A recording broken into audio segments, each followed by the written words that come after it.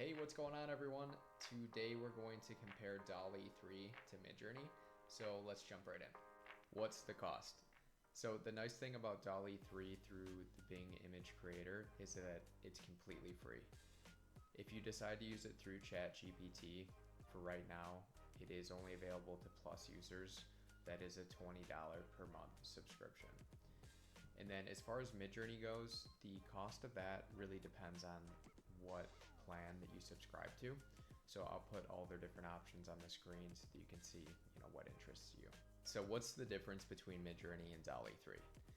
One of the major points of emphasis of DALL-E 3 is the prompt accuracy. So this kind of makes sense. OpenAI powers ChatGPT, DALL-E 3. So you can imagine that it does a little bit better job recognizing the text that you're inputting and using that to create the image. And I'm gonna put this snippet from DALL-E 3's website on the screen here so you can see exactly what they mean. But basically, it does a better job of taking complex prompts and using all of the ideas from them to make the image that you're really looking for. I'm gonna throw up a couple of comparisons now so that you guys can decide for yourself.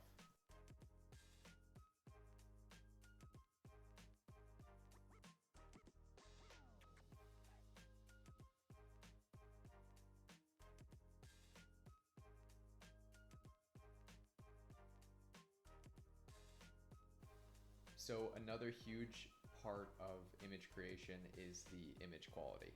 So I do think that DALL-E 3 has come a long way and it has caught up to Midjourney quite a bit, but I do believe that Midjourney still has that slight edge. The style, realism, and colors that Midjourney puts out with the prompts that you give it are just a little bit better than DALL-E 3 in my mind. But I'll let you guys do the comparison on this one as well.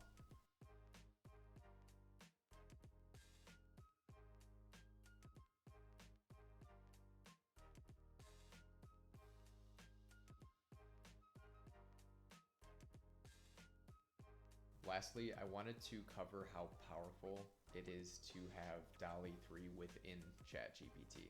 It allows us to get so much more variation in the images we create and be so much more specific with the prompting and the follow-up prompting. One of the ways that people have been using this to their advantage that I've seen online is they'll ask ChatGPT for an image of a person at 4 stages of their life. So, baby, middle-aged, adult, old. And I decided to do a spin on this to show you how it works.